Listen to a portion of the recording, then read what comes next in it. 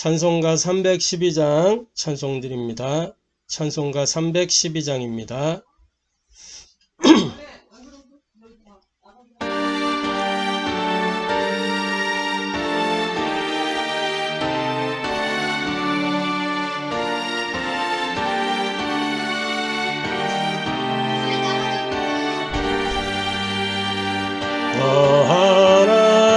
하나님께 이끌리어 일평생 주만 바라며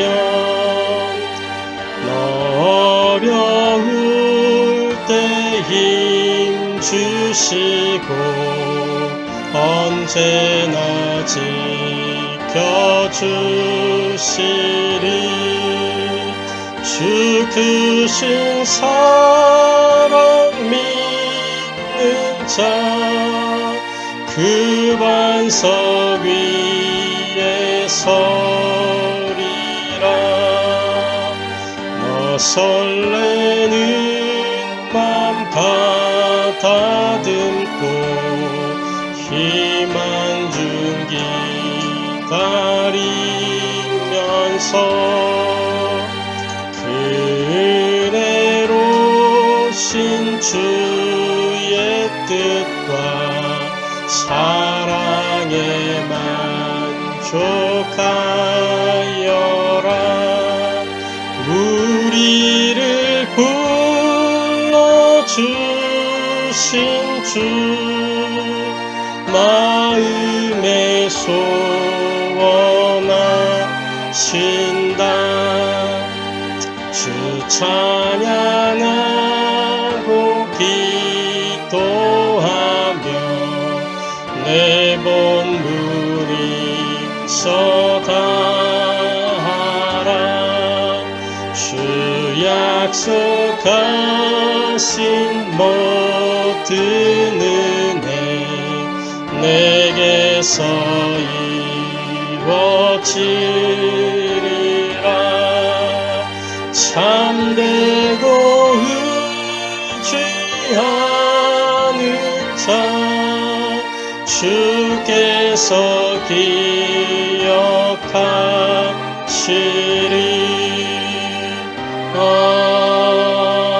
아멘. 자, 우리 하나님 말씀 구약성경 창세기 27장 41절부터 45절까지 말씀을 보시겠습니다. 구약성경 창세기 27장 41절부터 45절까지 말씀입니다. 구약성경 창세기 27장 41절부터 45절까지 말씀입니다. 찾으셨으면 같이 합독하도록 하겠습니다. 그의 아버지가 야곱에게 축복한 그 축복으로 말미암아 에서가 야곱을 미워하여 심중에 이르기를 아버지를 곡할 때가 가까웠은즉 내가 내 아우 야곱을 죽이리라 하였더니 맏아들 에서의 이 말이 리브가에게 들리매 이에 사람을 보내어 작은 아들 야곱을 불러 그에게 이르되 네 형 에서가 너를 죽여 그 한을 풀려 하니 내 아들아 내 말을 따라 일어나 하란으로 가서 내 오라버니 라반에게로 피신하여 네 형의 노가 풀리기까지 몇 날 동안 그와 함께 거주하라. 내 형의 분노가 풀려 네가 자기에게 행한 것을 잊어버리거든 내가 곧 사람을 보내어 너를 거기서 불러오리라. 어찌 하루에 너희 둘을 이르랴. 아멘. 오늘 이 창세기 27장 41절부터 45절까지의 본문을 통해서 우리가 함께 은혜 나누고 해답을 얻고 미션으로 붙잡을 말씀의 제목은 왜 복음으로 오직이 되어야 하는가 라는 제목으로 함께 말씀 나누기를 원합니다. 왜 복음으로 오직이 되어야 하는가? 일단 서론적으로 불변하는 진리가 있어요. 변하지 않는 진리. 그게 뭐냐? 예수가 그리스도라는 거예요. 그래서 우리는 예수는 그리스도라고 말하는 겁니다. 로마서 1장에 보면 이렇게 기록하고 있죠. 로마서 1장 1절부터 4절에 보니까 뭐라고 되어 있냐면 예수 그리스도의 종 바울은 사도로 부르심을 받아 하나님의 복음을 위하여 택정함을 입었으니 이 복음은 하나님이 선지자들을 통하여 그의 아들에 관하여 성경에 미리 약속하신 것이라. 그의 아들에 관하여 말하면 육신으로는 다윗의 혈통에서 나셨고 성결의 영으로는 죽은 자들 가운데서 부활하사 능력으로 하나님의 아들로 선포되셨으니 곧 우리 주 예수 그리스도시니라. 그러니까 복음이 예수 그리스도라는 거예요. 이 그리스도는 하나님의 복음이에요. 하나님의 복음. 이 땅에 하나님이 주신 복음은 그리스도 말고는 없습니다. 그래서 이 하나님의 복음 그리스도, 이 예수는 그리스도라는 이 복음 뭐냐? 모든 문제 해결자다라는 의미예요. 모든 문제 해결자. 요한복음 19장 30절에 다 이루었다 그랬어요. 무엇을 다 이루었냐? 우리 인생이 도무지 해결할 수 없는 인생의 과거 문제, 또 현재 문제, 미래 문제, 이것을 해결했다는 거예요. 우리의 과거의 죄의 문제, 눈에 안 보이는 사탄이 이 첫사람 아담을 속여서 범죄하게 했거든요. 하와를 속여서 아담을 무너뜨렸단 말이에요. 첫사람을 무너뜨렸던 그 첫사람이 하나님의 말씀에 불순종한 그 죄의 문제를 종결시켰단 말이에요.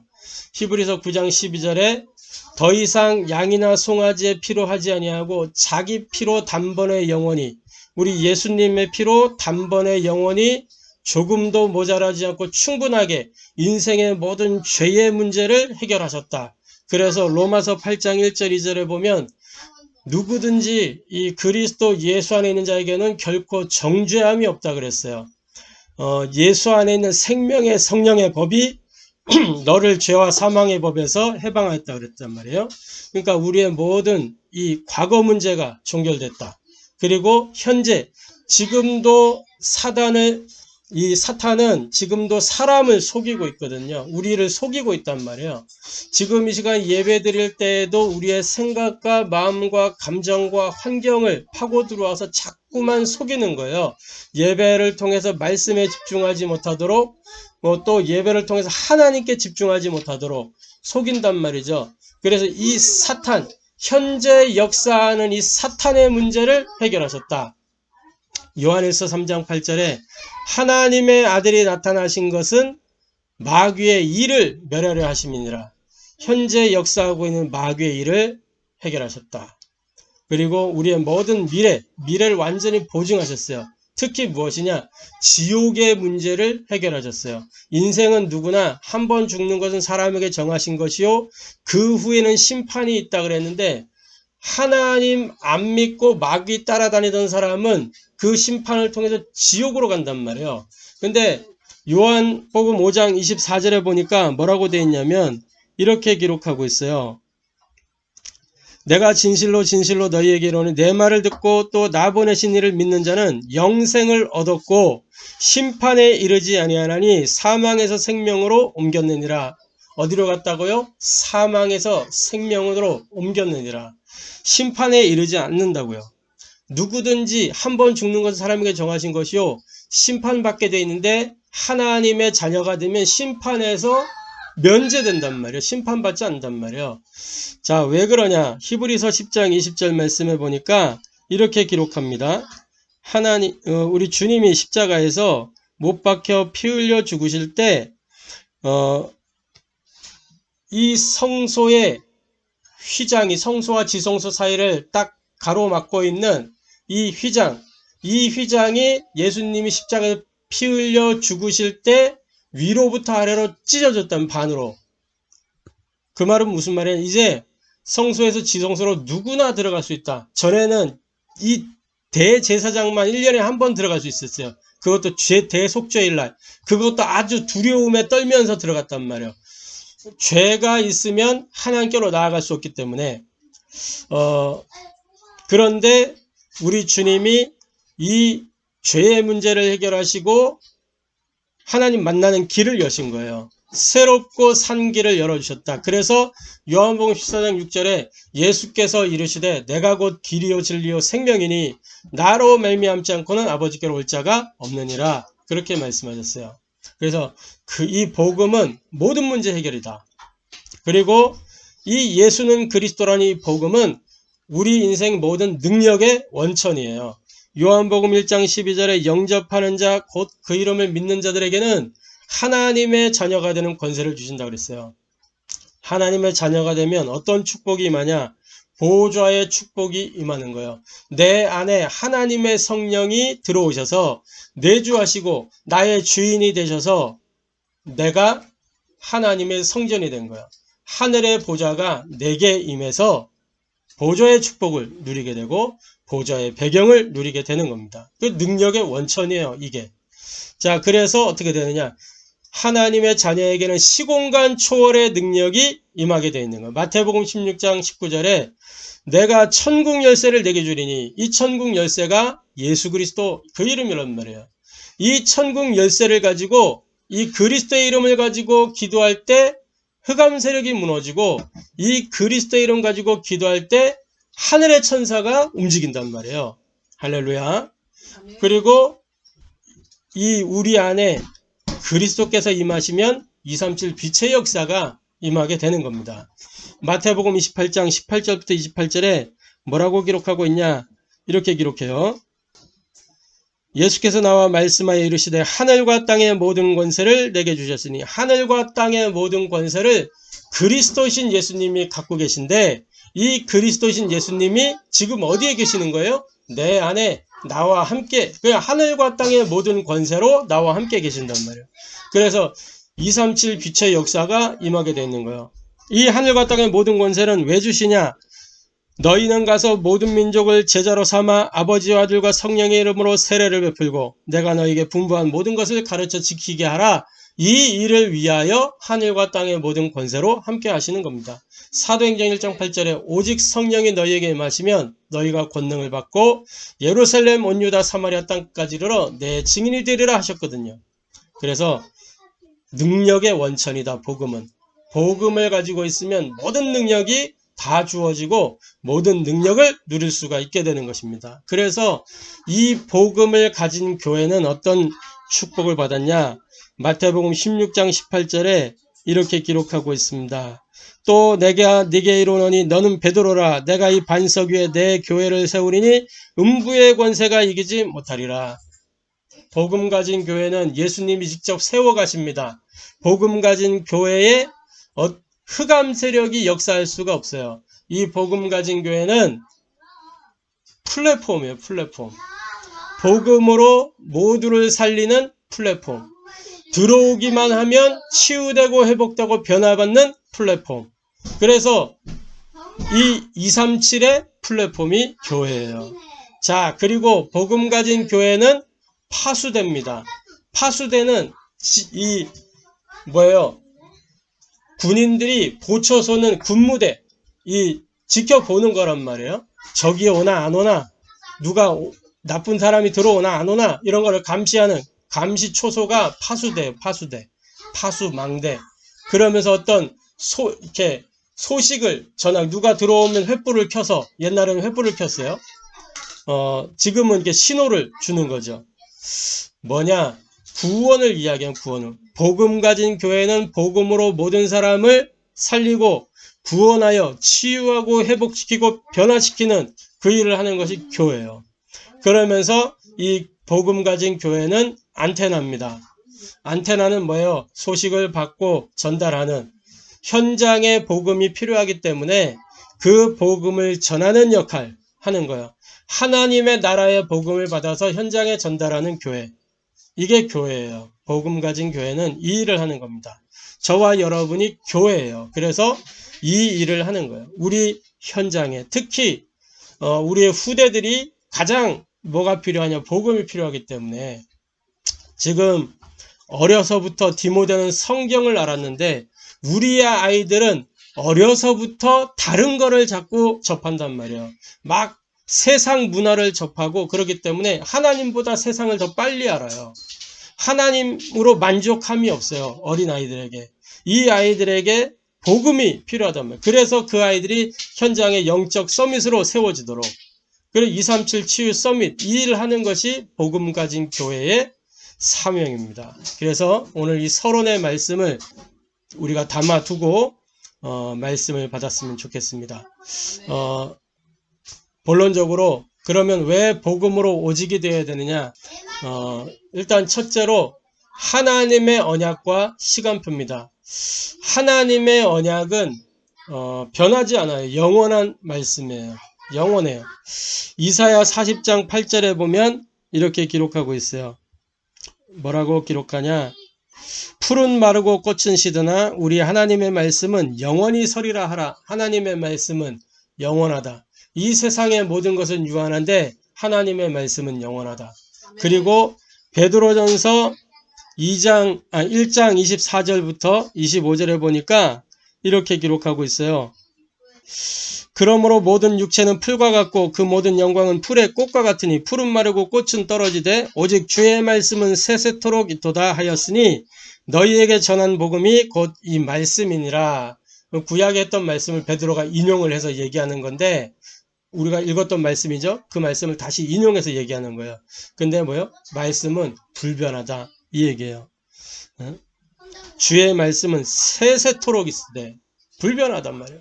그러면서 반드시 성취되는 말씀이에요. 마태복음 5장 18절 19절에 뭐라고 기록하냐? 이렇게 기록합니다.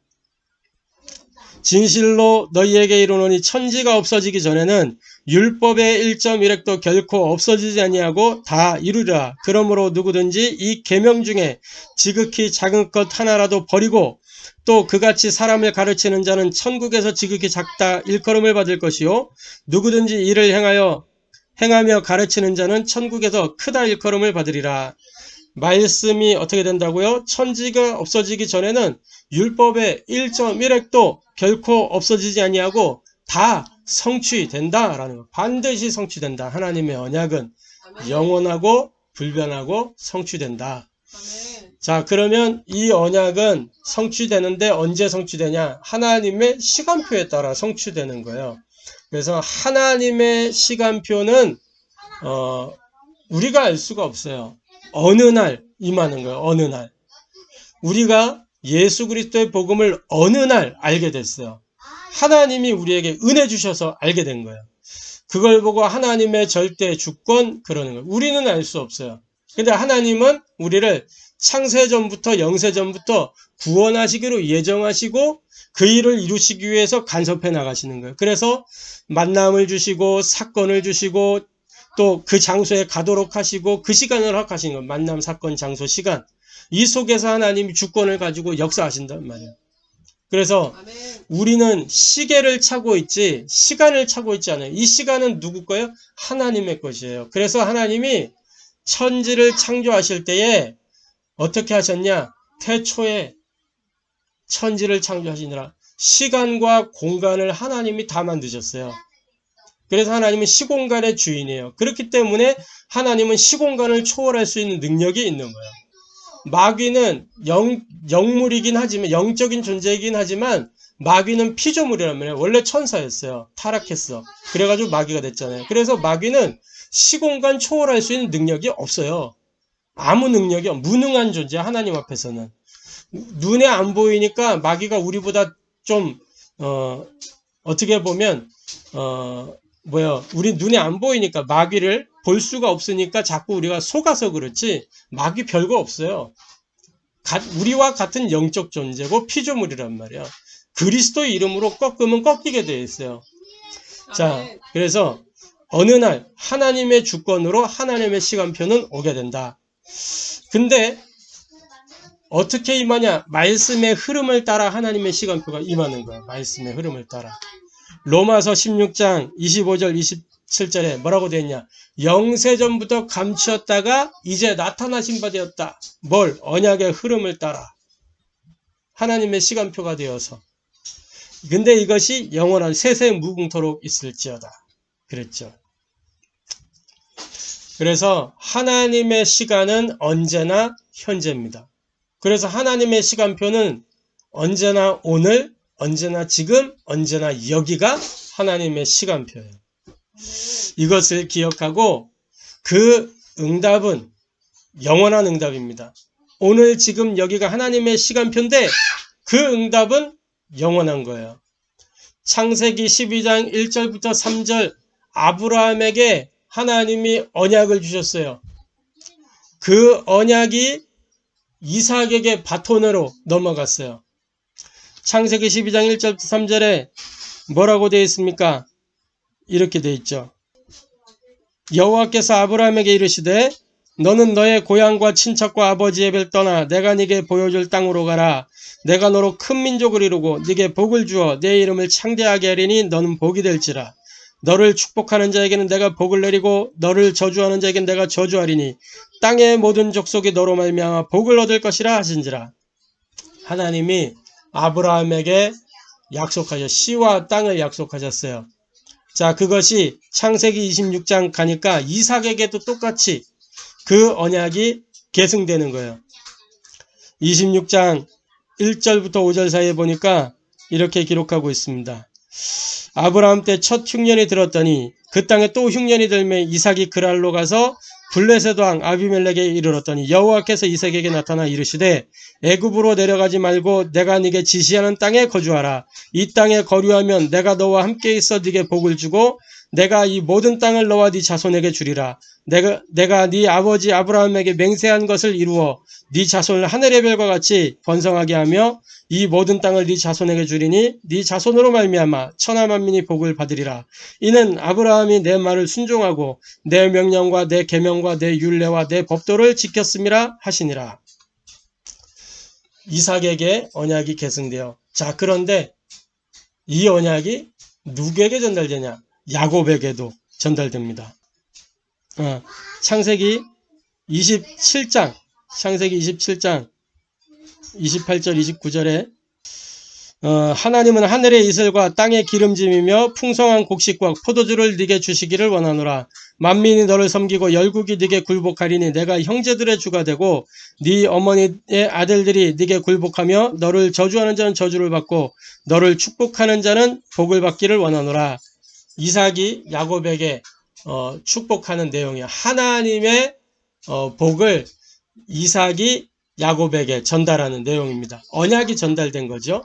그러면서 28장 13절에서 15절에 보니까 이제 하나님이 전에는 이삭을 통해서 축복을 전달하셨다면 직접 하나님이 야곱에게 전달하시는 거예요. 28장 13절부터 15절에 또 본즉 여호와께서 그 위에 서서 이르시되 나는 여호와니 너의 조부 아브라함의 하나님이요 이삭의 하나님이라. 네가 누워있는 땅을 내가 너와 네 자손에게 주리니 네 자손이 땅의 티끌같이 되어 네가 서쪽과 동쪽과 북쪽과 남쪽으로 퍼져나갈지며 땅의 모든 족속이 너와 네 자손으로 말미암아 복을 받으리라. 내가 너와 함께 있어 네가 어디로 가든지 너를 지키며 너를 이끌어 이 땅으로 돌아오게 할지라. 내가 네게 허락한 것을 다 이루기까지 너를 떠나지 아니하리라 하신지라. 똑같이 아브라함에게 하신 약속을 이삭에게 야곱에게, 그러면서 이 언약이 누구에게 전달돼요? 요셉에게. 창세기 37장 1절부터 11절이 우리가 잘 아는 사건이에요. 11볕단 11별, 해달 별이 11별이 자기 별에 절하고 11볕단이 자기 볕단에게 절하고. 이게 뭐냐? 이 아브라함, 이삭, 야곱에게 주셨던 그 언약, 그 언약이 요셉에게 구체화되어 비전으로 보여지는 거예요. 이 언약의 흐름이 흐르고 흘려서 어디로 가느냐? 초대교회로.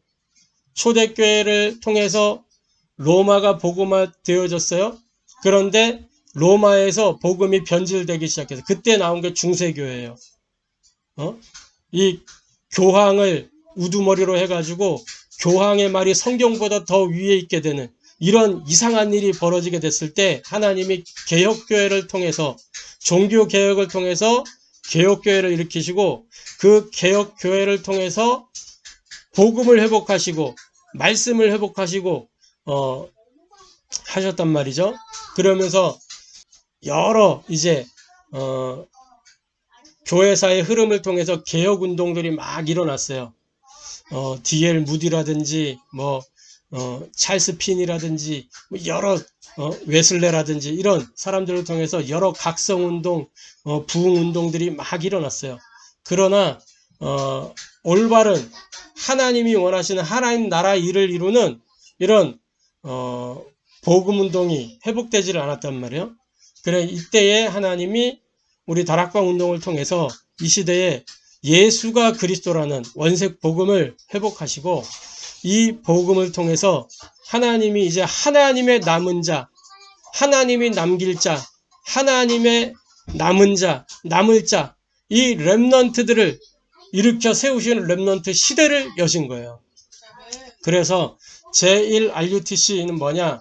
제1RUTC는 모이는 거예요. 모여서 은혜 받고 답을 얻고 뭐요? 미션을 붙잡고 이게 제1RUTC 운동이에요. 모이는 거예요. 제2RUTC는 뭐냐? 이제 모여서 받은 말씀을 가지고 현장으로 흩어지는 거예요. 현장 살리는 운동이 제2RUTC였어요. 그런데 뭐냐? 제3RUTC 현장 딱 갔는데 이 은혜 받은 사람들이 다 없어졌어. 현장에서 힘을 발하지 못하는 거야. 현장 살리지를 못해. 자기 문제에 매여서. 그래서 뭐가 필요하냐? 개인화가 필요하다. 그래서 제3RUTC 운동은 개인화 운동입니다. 개인이 복음으로 딱 각인뿌리 체질을 하는 거예요. 그게 제3RUTC. 제4RUTC는 뭐냐? 이렇게 개인화된 사람이 이제 현장에 지금 제4차 산업혁명 시대 막 일어나면서 이제 영적 문제, 여러 가지 질병 문제, 여러 가지 문제들이 막 온단 말이에요. 그거를 그 후유증을 치유하는 제4RUTC. 제5RUTC는 뭐냐?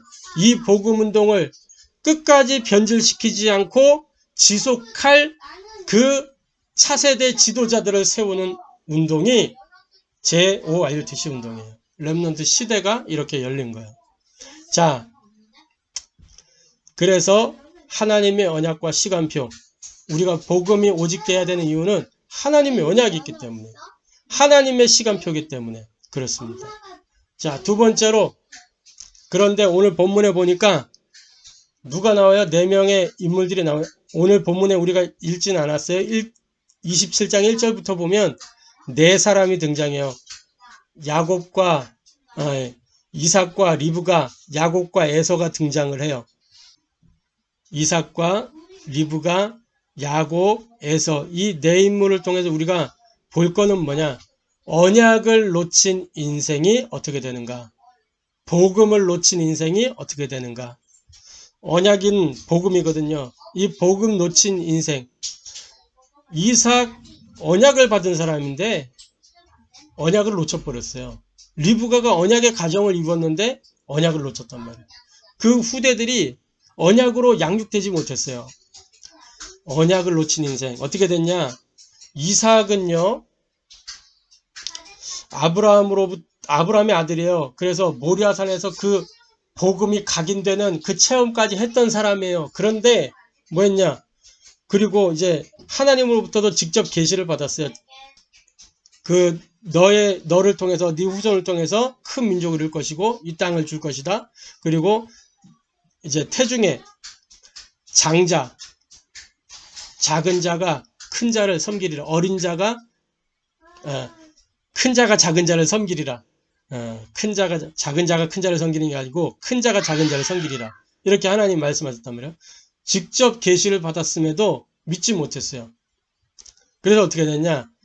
27장 1절부터 4절에 뭐라고 되어 있냐? 이렇게 되어 있어요. 이삭이 나이가 많아 눈이 어두워져서 잘 보지 못하더니 맏아들 에서를 불러 이르되 내 아들아 하매 그가 이르되 내가 여기 있나이다 하니 이삭이 이르되 내가 이제 늙어 어느 날 죽을는지 알지 못하니 그런즉 네 기구 곧 화살통과 활을 가지고 들에 가서 나를 위하여 사냥하여 내가 즐기는 별미를 만들어 내게로 가져와서 먹게 하여 내가 죽기 전에 내 마음껏 네게 축복하게 하라. 이렇게 돼 있어요. 자, 이건 뭐냐? 하나님은 말씀하시기를 야곱이 장자라고 얘기를 했어요. 큰 자가 어린 자를 섬기리라 그랬단 말이에요. 그런데 그걸 믿지 못하고 율법과 관습과 전통 중심으로 뭐라고 되어 있는지 아세요? 5절에 보면 이삭이 그의 아들 에서에게 말할 때 이삭이 자기 아들 에서와 야곱 둘 다 있을 거 아니에요. 근데 그의 아들 이삭에게 이삭은 야곱 아들이 에서밖에 없었어요. 에서밖에. 응? 이삭에게 아들이라고 딱 생각되는 사람은 에서밖에 없어요. 그의 아들 에서에게 이렇게 하잖아요. 율법, 관습, 전통 중심으로 딱 장자에게 축복하려면 야곱을 불러다 축복해야 돼요. 그 언약을 정말로 믿었다면. 그런데 에서에게 내가 좋아하는 그 별미를 만들어가 갖고 와라. 내가 언제 죽을지 알지 못하니 지금 네게 축복할 것이다. 이렇게 하죠. 자, 그러면서 리브가 보세요. 리브가는 이삭과 같이 직접 계시를 받았는데 믿지 못해요. 창세기 25장에 보면 똑같이 이 약속을 받았단 말이에요. 25장에. 그런데 믿지 못해서 결국에는 뭐였냐? 자기 수준에 이 대책을 강구한 거예요. 잔머리를 쓴 거죠. 양털 사건을 주도하게 됩니다. 우리가 이제 흔히 이제 야곱이 꾀가 많다 그러는데 사실은 그 꾀의 출발은 그 엄마 리브가예요. 리브가가 주도를 해요. 뭐라 그랬냐? 5절에 보니까 이삭이 그의 아들 에서에게 말할 때 리브가가 들었더니 에서가 사냥하여 오려고 들로 나가매 리브가가 그의 아들 야곱에게 여기에는 또 보세요. 리브가가 그의 아들 야곱에게 리브가에게 아들은 야곱밖에 없어. 에서는 생각도 안 해.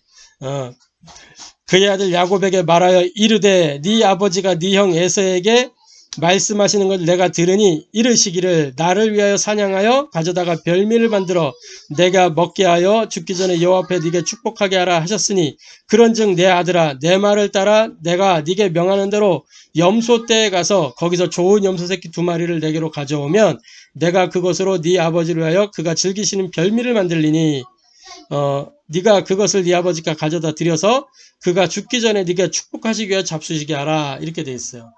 그러니까 양털 사건을 주도한 거예요. 자, 그러면서 야곱을 보세요. 야곱은 약속된 하나님의 장자였어요. 창세기 25장 19절부터 26절에. 그런데 태어나서 어떻게 됐냐? 리브가의 편애를 받게 된 거예요. 리브가의 편애. 형제가 태어났으니까 엄마는 동생을 더 이뻐하고 아빠는 먼저 태어난 장남을 더 이뻐하는 거야. 이게 태어나서 그래서 서로 편애가 시작됐어. 여기에는 그 엄마 리브가의 로망도 들어있어요. 리브가가 보니까 제가 볼 때 굉장히 막 가정적이거나 막 이런 여인은 아닌 것 같아. 그 시어머니 사라하고 성품이 좀 비슷한 것 같아요. 그래서 약간 조금 이렇게 뭐랄까 남편을 막 이렇게 막 좀 함부로 하기도 하고 그런 사람이요. 보면은 왜냐하면 사라도 그랬거든. 막 이 아브라함 막 닥달하고 막 그랬어. 근데 리브가도 잉태를 못 하고 있으니까 당신 때문에 그런 거 아니야. 막 당신이 나를 위해 기도해라. 막 이러면서 막 이 남편을 막 엄청 막 이렇게 면박을 주고 막 그랬거든요. 그러니까 그런 이제 성격적인 걸로 미뤄왔을 때, 그리고 시집 올 때 어떻게 왔냐면, 그냥 부모 허락도 안 받고 자기가 따라 나가니까 또 막 자기가 결정 다 해버리고 막, 그러고 따라 나왔단 말이에요. 그러니까 조금, 이렇게, 약간 활동적이고 남성적인 기질이 있다. 라고 볼 수 있어요. 이게 좀. 그러니까 이 어미로서 이 리브가의 로망은 조금 이렇게 다소곳하고 막 이런 게 로망이 있었을 거 아니에요. 그리고 집에서 좀 이렇게 음식도 좀 하고 뭐 이런 로망이 있었을 거 아니에요. 그러니까 집에 딸이 태어났으면 그러면 이제 오빠 하나 여동생 하나 있었으면 딱 맞는데 이게 둘 다 남자가 태어나서 쌍둥이로. 그러니까 근데 태어나고 보니까 한 놈은 좀 불긋불긋하고 한 놈은 좀 곱상하고 그런 거예요. 그러니까 이 엄마가 이 아이를 집에다가 딱 놓고 팀 사역을 계속 하는 거야. 그래갖고 뭐 요리도 가르치고, 그러니까 이 야곱은 어디 돌아다니는 게 아니라 집에서 늘 팥죽이나 쏘고 요리나 하고 이러고 있었던 거예요. 자, 그렇게 해서 리브가의 인본주의에 결국은 동참하게 돼요. 거기에 어머니 이러면 안 돼요 막 이러지 않았단 말이에요. 그냥 엄마가 시키는 대로 그대로 따라합니다. 처음에 좀 두려워했어요. 이러다 발각되면 어떡하냐 그랬는데 그대로 내가 모든 책임지겠다 엄마가 딱 그러니까 그대로 딱 순종하는, 엄마 말에 순종해요. 그래갖고 이 인본주의에 동참하는 거예요. 그래서 양털 사건이 나왔어요. 양털 사건. 양털 딱 붙여가지고 에서인 것처럼 속여서 축복을 싹 받는 도둑이라 그래. 그걸 도둑질해서 복을 받았어. 예? 자, 그래가지고 이 야곱이 언약의 흐름 안에 있었지만은 결국은 어떻게 했냐, 성장할 때 불신앙자로 성장을 해요. 믿음의 사람으로 성장하는 게 아니라 불신앙자로. 그래서 인본주의 대가로 자리매김을 하게 돼요. 그 팥죽 사건, 형한테 이렇게 장자권 팔라고 팥죽을 이렇게 그냥 주면 될 건데 장자권 팔아라, 그럼 팥죽 줄게. 그래가지고 장자권 하고, 그 다음에 실제로 장자권을 이 양털 사건을 통해서 자기가 탁 가로채고, 그러면서 이제 도망갔잖아요. 오늘 본문에 보면 41절 45절 도망간 얘기거든. 도망갔잖아요. 도망가서 다시 이제 돌아오려고 할 때 형이 이렇게 장정 400명을 같이 온다고 이렇게 얘기를 듣고 미리 지레짐작을 한 거예요. 형이 나를 죽이려고 군인들 400명을 끌고 오는구나. 거기에 성경에 군대라고 안에 있어요. 그냥 장정 400명 이렇게 돼 있지. 근데 지레짐작을 하면 날 죽이려고 막 병사들을 이끌고 오는구나. 그래가지고 어떻게 됐냐, 자기가 얻은 모든 소유, 자기 사람들 다 덜 사랑하는 거 한때, 그 다음에 조금 더 사랑하는 거 한때, 제일 사랑하는 거 제일 나중, 그리고 자기는 맨 나중, 이렇게 딱 한 거예요. 그래가지고 제일 먼저 선물을 보내고 선심을 쓰는 거지. 선물 보내서 마음 좀 풀어보려고. 그러다가 이제 한 때를 보내고, 그 다음에 두 때 보내고, 마지막에 형하고 재회를 하는데 형이 그러잖아요. 괜찮다, 이런 거 없어도 된다 하면서 결국 이렇게 재회를 하게 되죠. 이런 이제 사건이 있었어요. 인본주의에 그만큼 대가가 돼 있다는 거. 그러니까 이삭, 리브가, 야곱은 뭐냐, 인본주의를 쓴 거예요. 인본주의. 복음 놓쳐서, 언약 놓쳐서. 그런데 이 에서는요, 이삭의 편애를 받았어요. 창세기 27장 5절에 그의 아들 이삭, 에서 이랬잖아요. 그의 아들 에서. 여기에는 이삭의 로망이 들어있는 거예요. 이삭의 로망. 이삭은 어릴 때부터 뭐예요? 독자였단 말이에요. 독자. 그러니까 애지중지 막 키웠단 말이에요. 그래가지고 막 바람 불면 막 날아갈세라, 막 뭐 비가 오면 막 젖을세라, 막 애지중지 이렇게 한 거지. 그러니까 이 이삭은 활동적이지 않아요. 그러니까 조용하게 자기 장막에서 막 기도하고 들판에 나가서 기도하고 이런 사람이야. 그러니까 이 이삭에게는 무슨 로망이 있냐, 막 활동적이고 막 이렇게 좀 남성답고 막 이런 로망이 있었던 거야. 그러니까 첫째 장남 딱 태어나고 보니까 이게 막 불긋불긋하고 막 남자다워 보이는 거야. 그러니까 막 이제 아유 밖으로 그냥 보내는 거지. 계속 사냥시키고 막 이렇게. 자, 그러면서 이 에서가 성장을 해가면서, 자, 오늘 본문에 보면요, 27장 쭉 보면은 이렇게 돼 있어요. 자, 복을 다 빌잖아요. 복을 다 빌어주고 27장 41절에 보면 이렇게 돼 있어요.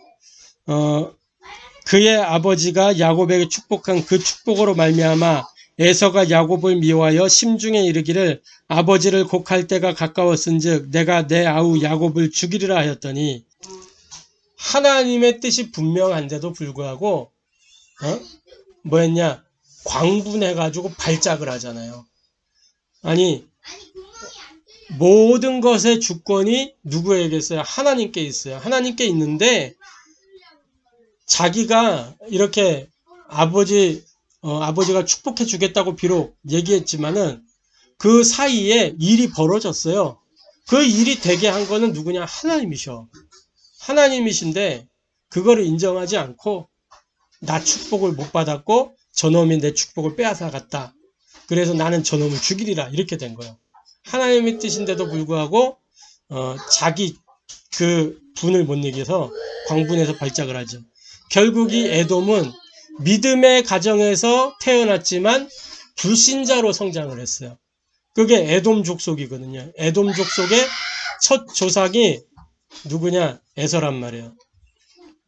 이 에돔 족속이 끝까지 이스라엘의 발목을 잡는 그 족속이 돼요.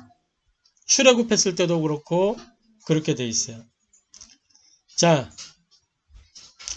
그러면 세 번째로 복음으로 오직이 되면 어떻게 되느냐? 자, 지금 우리 쭉 살펴봤던 내용 속에 사람들이 다 인본주의, 육신주의였어요. 이 에서는 육신주의였어요. 이상, 리브가 야곱은 인본주의였어요.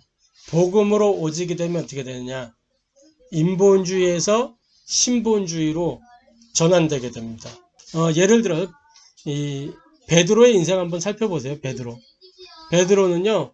마태복음 26장 69절부터 75절에 예수님 모른다고 3번이나 부인하고 또 예수님 부활하신 거 보고도 고기 잡으러 도망가고 그랬어요.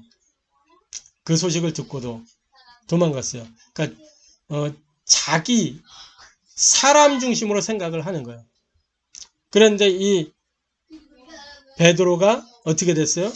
부활하신 그리스도를 만나고 마가다락방에 성령 충만 임하고 나니까 지구상에서 최초로 그것도 성전 미문에서 안진뱅이 나면서 안진뱅이 된 자에게 예수 그리스도를 선포해서 그 안진뱅이 일어나게 됐어요.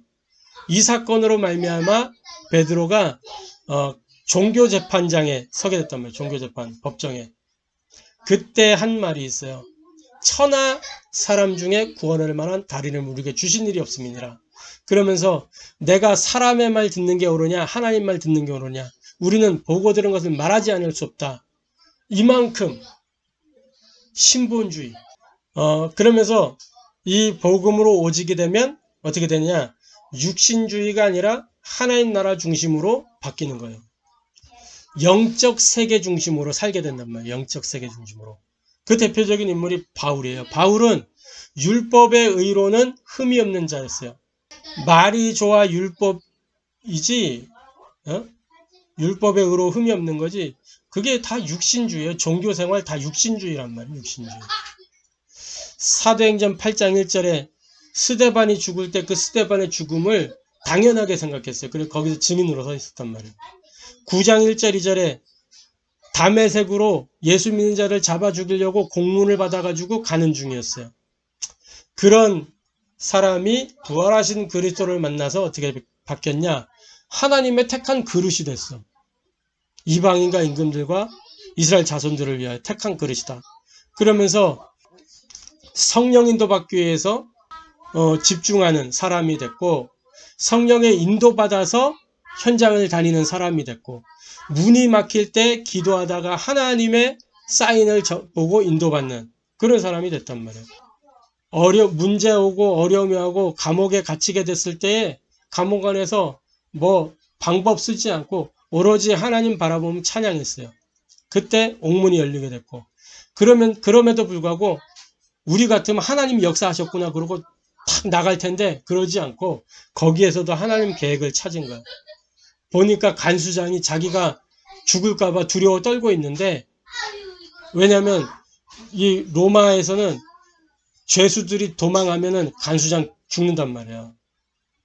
그러니까 이 간수장이 죽게 되었는데 자살하려고 이제 하니까 네 몸을 상하지 마라. 우리가 다 여기 있다 하면서 그 간수장에게 복음을 전하고 그 간수장이 뭐예요? 그 간수장의 가족들이 다 믿고 세례를 받게 되고 구원의 역사가 일어났어요. 그러니까 복음으로 오직이 되면 어떻게 되느냐? 복음으로 오직이 되면 문제와 갈등과 위기 속에서 그 속에서도 은혜 받고 해답을 찾고 미션을 붙잡게 돼요. 그 말은 뭐냐? 문제 갈등 위기가 아니라 힘이 되고 답이 되고 길이 된다는 거예요. 복음으로 오직이 되면 문제 속에 답을 찾게 되고 갈등 왔을 때 갱신을 할 수 있게 되고 위기를 기회로 바꿀 수 있는 비밀을 찾게 된단 말이에요. 복음으로 오직이 되면. 그러니까 이 야곱도 한많은 험악한 세월을 살게 된 배경은 불신앙했기 때문에 그래요. 불신앙했기 때문에. 나중에 이제 깨닫고 복음 속으로 들어오긴 했지만은 자, 그래서 결론적으로 저와 여러분은 복음으로 오직이 되고 오직의 사람이 되어야 되겠는데 오직의 사람은 세 가지를 잘해야 됩니다. 뭘 잘해야 되냐? 누리는 걸 잘해야 돼요. 오직의 사람이 잘하는 건 누리는 겁니다. 오직의 사람이 잘하는 건 기다리는 거예요. 오직의 사람이 잘하는 거는 도전하는 겁니다. 뭐냐? 무엇을 누리냐? 복음을 누리는 거예요. 복음. 복음을 어떻게 누려? 말씀을 집중할 때 복음이 누려져요. 복음의 말씀에 집중하면. 그걸 통해서 나를 보좌화 시키는 거예요. 그게 복음을 누리는 거예요. 요걸 보고 복음 체질화 그래요. 저와 여러분이 이걸 잘해야 돼요. 복음 체질화. 기다리면 뭡니까? 무엇을 기다리는 거예요? 하나님의 시간표를 기다리는 거예요. 이삭, 리브가, 야곱 뭘 못 기다렸어요? 하나님의 시간표를 못 기다렸어요. 결정적으로. 하나님의 시간표를 기다리는 비밀은 기도 집중 속에서 되어지는 거예요. 기도 집중하고 있으면 무슨 일이 일어나냐? 현장을 보좌하는 시공간 초월의 역사가 일어나는 거예요. 그걸 보고 기도 생활화. 기도가 생활화돼야 돼요. 기도가 생활화돼요. 자, 마지막으로 도전입니다. 도전은 하나님의 목표. 분명히 하나님의 계획이 맞고 하나님의 시간표가 맞다. 그러면 도전하는 거예요. 그걸 보고 현장 집중. 현장 집중할 때 237 나라를 보좌화하게 돼요. 요걸 보고 세계복음화. 그래서 오직의 사람은 복음 체질화, 기도 생활화, 세계복음화의 사람입니다. 이 축복을 저와 여러분이 누리게 되기를 주님의 이름으로 축복합니다. 기도하겠습니다. 하나님께 감사를 드립니다. 왜 복음으로 오직이 되어야 되는가? 우리가 이삭과 리브가 야곱과 에서를 통해서 오직이 안 될 때 오는 문제가 어떤 것인지 확인하였습니다. 하나님, 정말 언약을 놓친 인생은 인본주의와 육신주의로 실패할 수밖에 없는데 하나님 우리에게 복음으로 오직이 될 수 있도록 은혜를 주시고 해답을 주시고 미션을 주시니 감사합니다.